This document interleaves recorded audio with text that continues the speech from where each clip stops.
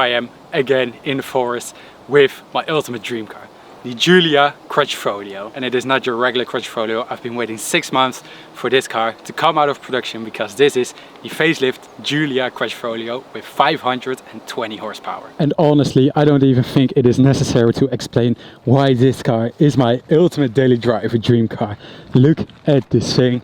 So absolutely beautiful. In my opinion, this car is just picture perfect, and especially the facelifted one with these brand new 3 LED lights. The pre-facelifted Quadrifoglio already looked very mean, but look at these new lights. If I unlock the car, this very cool animation, which you can also have static if you turn those headlights on. I still really want to buy a Quadrifoglio, and when I do so, I am still thinking about replacing those headlights, but they will cost me like around 3,000 euros. And I think these new lights are all about the facelifted Quadrifoglio. But we also got major adjustments in the interior, but those tail lights are also brand new and a bit smoked. I believe these lights were also on the 2020, but they are a bit dark right now. And when we open up the car, we get the major adjustments.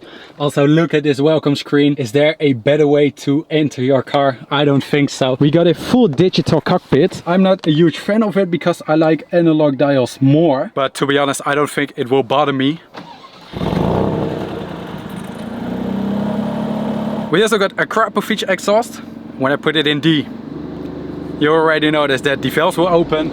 But look at these new analog screens. Not really my thing, but I do like the point that Alfa Romeo just wanted to make it look like a bit classic. And when you switch the dial, for example, to N, the clocks will also change. And I still have to figure out how to put it in race, because you need to go to the menu and turn off traction control and all that type of things to finally put it in race mode. Because when I want to put it in race mode, it already says no. The car also has 520 horsepower instead of 510 horsepower, which the regular Quadrifoglio has. The newton meters are still the same, 600 newton meters. On the rear wheels only 3.9 seconds from 0 to 100 kilometers an hour, and a top speed of 309 kilometers an hour, which is a lot for a family car like this. And just listen to the 2.9 liter V6 twin turbo.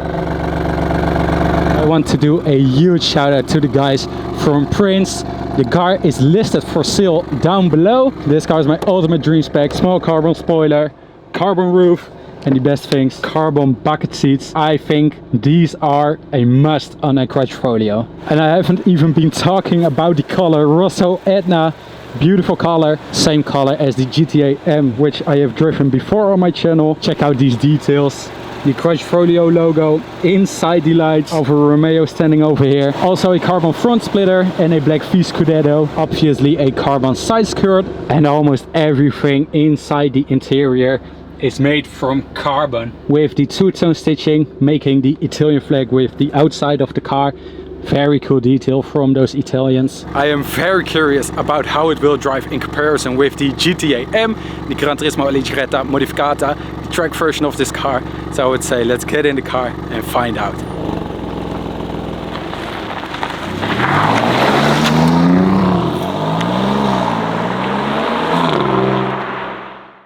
Back in the forest, let's put it in manual, got it in race mode. All those new regulations are now turned off and the valves are fully opened.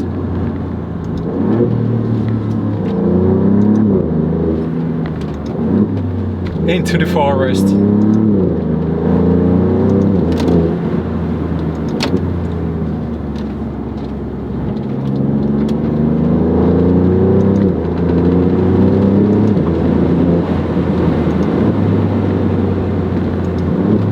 This car just speaks for itself. Just listen to it. The Italian V6 derived from Ferrari, basically the V8 from the California. But Alfa Romeo said let's just cut off 2 cylinders and add 2 turbos. And then you got this beautiful V6 twin turbo producing 520 horsepower and 600 newton meters of torque. I also got it in race mode, and the Italians, they said when you put it in race mode, it is all on the pilot. No help systems at all, nothing, all on the driver. So I am obviously really careful. have to say I expected it to be more dangerous, more playful, but it's okay. I don't need it in the forest. Love those flippers. I just say it every time. Those big gigantic flippers on the steering wheel. It is really stiff, by the way. Ah, that V6. Just let it sing with the Akrapovic.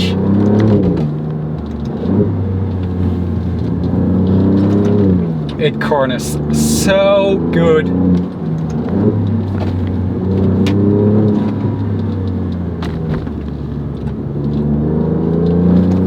And I must say, you almost forget that this car has rear seats with these kind of performance. What an outstanding car this is.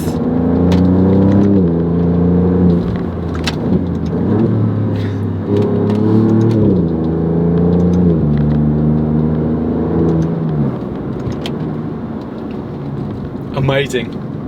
The Italians did such a good job on this car. I really need this car in my life. But this car is for sale at Prins, so definitely check out their link down below. They will get, I believe, 5 to 10 Quadrifoglio facelifted like this. Also one in Verde Montreal, the green color, which I am absolutely a huge fan of. And now we need to talk about the competitors. Of course, with the M3 G80 and the M3 F80, which are also really great cars. I've driven an M3 F80 and I was almost taught in that car, but I've been a huge fan of this car for years. And I just didn't want it to give away to BMW because, to be honest, I would choose Alfa Romeo every day if we're talking about Quadrifoglios, of course. I don't know if the steering is a bit different than the regular Quadrifoglio. It steers very directly, by the way, look at this. But the car has a limited slip differential. The regular pre-facelifted Quadrifoglio came with a electric limited slip differential, and this one comes with a mechanical one. So I don't know if you really feel any difference because the steering is already really direct from both of these cars. And there's one thing that I would really choose on a car like this, and that is the carbon bucket seats. So beautiful. And there's actually a lot of people complaining about the comfort of these seats. I think these seats are a must on a car like this. They are great in my opinion. Still driving in race mode, ESC off, everything off. It's actually a safe car. And the spec of this car is just Rosso Etna, carbon parts, the bucket seats, carbon roof. My absolute dream spec. The only thing that I am missing are painted brake calipers. Would love to see those in red, but of course you can do it aftermarket. But I don't think there is a better daily driver and a super saloon or sedan like this. Racy, playful, beautiful. It's just Italian art on wheels in my opinion.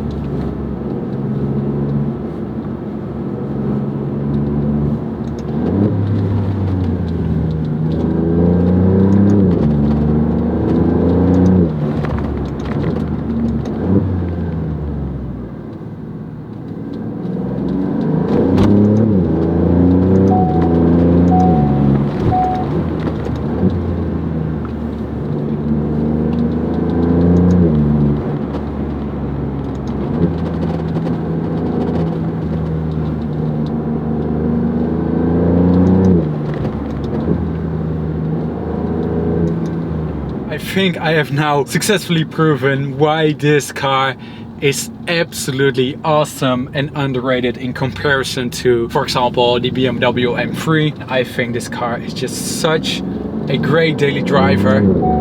And I am very sad because I am now going to drive it back to Prins, the dealer where I borrowed this car from. And it's actually quite funny that it shares these same things as my Volks RS.